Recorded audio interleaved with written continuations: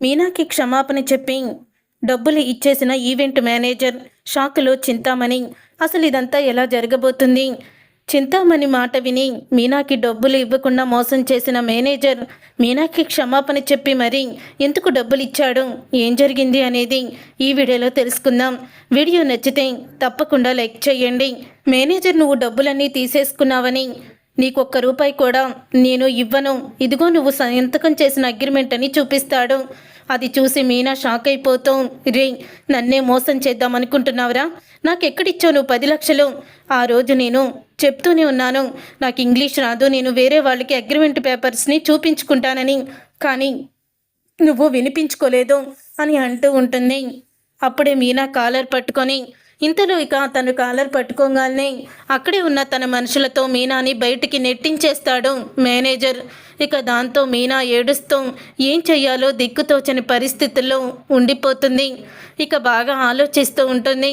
ఇప్పుడు ఈ విషయం ఆయనకి తెలిస్తే ఆయన ఏదైనా చేస్తారు, ఏం చెయ్యాలి అని ఆలోచిస్తూ ఉండగా ఇంతలో ఇంకా అసలు ఈ మేనేజర్ ఎందుకు ఇలా చేశాడు, ఏం జరుగుంటుంది అని బాధపడుతూ ఉంటుంది మీనా.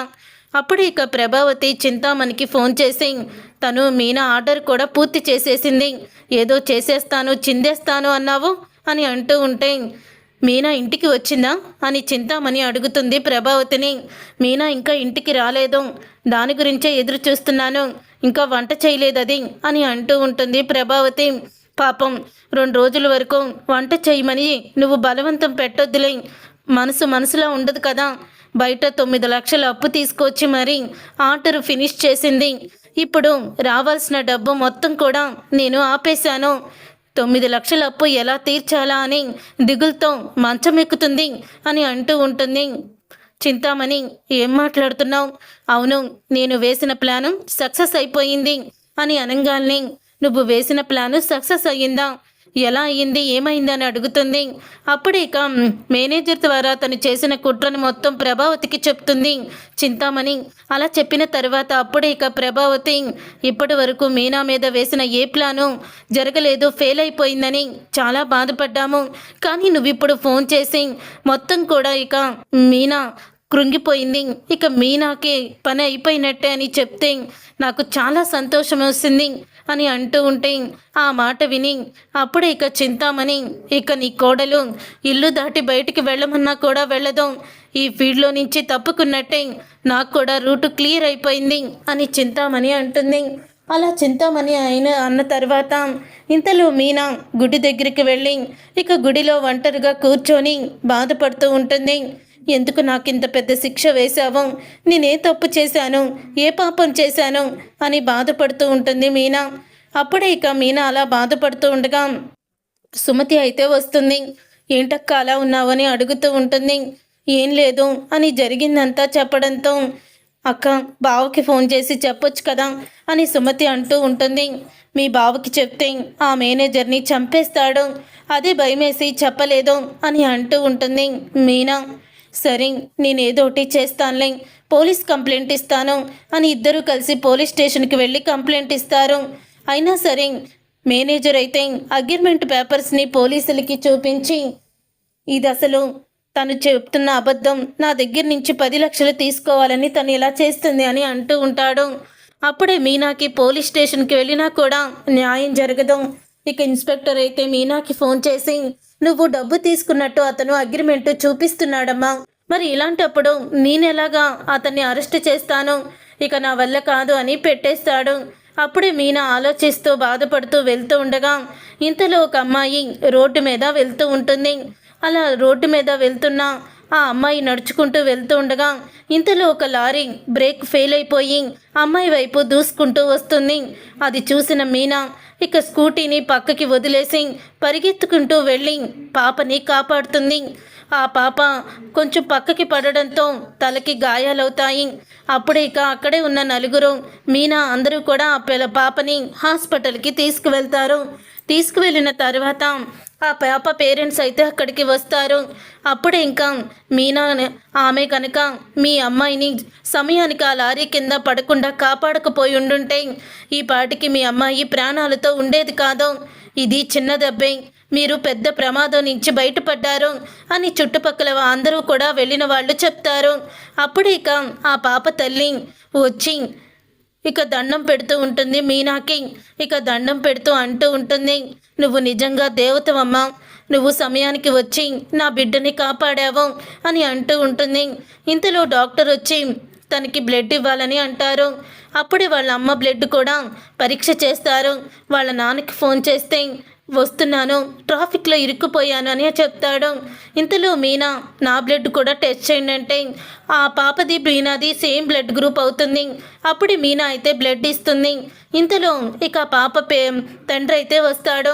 ఏమైంది లక్ష్మి, పాపకి ఎలా ఉంది అని అడుగుతూ ఉంటే సమయానికి ఒక అమ్మాయి దేవతలాగా వచ్చి మన బిడ్డని లారీ కింద పడకుండా కాపాడింది.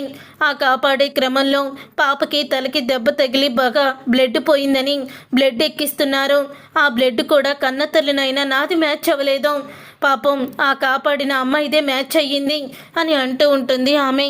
అప్పుడు ఇంకా ఇంతలో అతనికి పాప తండ్రికి అయితే ఫోన్ రావడంతో పక్కకి వెళ్తాడు. ఇంతలో పాప తల్లి అయితే మీనా దగ్గరికి వెళ్తుంది. నువ్వే గనక లేకపోతే ఈరోజు మేము కూడా ప్రాణాలతో ఉండేవాళ్ళం కాదమ్మా అని అంటూ ఉంటే, పర్వాలేదండి, మీరు చాలా మంచి వ్యక్తుల్లా కనపడుతున్నారు, మీలాంటి మంచి వ్యక్తులకి ఎప్పుడూ కూడా భగవంతుడు సాయంగా మంచి చేస్తాడు, మీరు ఒకరికి ద్రోహం చేసేవాళ్ళలాగా లేరు కదా అని అంటూ ఉంటే, లేదమ్మా, అలాంటి ద్రోహం నేను ఎప్పుడూ కూడా చేయలేదు, నేను మా వారు కూడా ఒకరికి సహాయం చేయాలనే చూస్తాము అని అంటూ ఉండగా లక్ష్మి అంటూ మేనేజర్ లోపలికి వస్తాడు. నువ్వా అని అంటూ ఉంటుంది మీనా. మా ఆయనమ్మ నా భర్త అని చెప్తుంది. అప్పుడే ఇప్పుడు అర్థమవుతుంది మీ పాపకి ఎందుకు అలా అయ్యిందో, నువ్వు చేసిన పాపాల వల్లే నీ పాపకి పరిస్థితి వచ్చినట్టుంది అని అంటూ ఉంటుంది మీనా. ఏం మాట్లాడుతున్నావమ్మా అని అనగానే, అవునండి, నేను ఈవెంట్కి డెకరేషన్లు చేస్తూ ఉంటాను, ఇతను ఈవెంట్ మేనేజర్ కదా, నాకు 10 లక్షలు ఆర్డర్ ఒకటి ఇచ్చి పూర్తిగా డబ్బులు ఇచ్చేశానని నాతో ఫేక్ డాక్యుమెంట్స్ మీద సంతకం పెట్టించుకున్నాడు. తీరా ₹1,00,000 అడ్వాన్స్ ఇచ్చి 10 లక్షలని దాని మీద రాసి నాకు 1,00,000 మాత్రమే ఇచ్చాడు. మొత్తం కూడా డెకరేషన్ పూర్తయిపోయాక నా డబ్బులు అడగడానికి వెళ్తే తన మనుషుల చేత నన్ను బయటికి గెంటిచ్చాడు అని అంటూ ఉంటుంది. ఏదో ఎవరి మీద ఆధారపడకుండా చదువు రాకపోయినా నా తెలివితేటలతో డెకరేషన్ చేసి బ్రతుకుతున్నాను, కానీ నీ భర్త ఎంతటి పాపాన్ని కూడబెట్టుకున్నాడు అని చెప్పడంతో, ఏంటండి ఇది, ఎందుకు చేశారు ఇదంతా, తనే లేకపోతే ఈరోజు మన పాప బ్రతికేది కాదు, అలాంటి అమ్మాయికి ఎందుకు మీరు ద్రోహం చేశారు అని అడుగుతూ ఉంటుంది తన భర్త కాలర్ అడ్డు పట్టుకొని.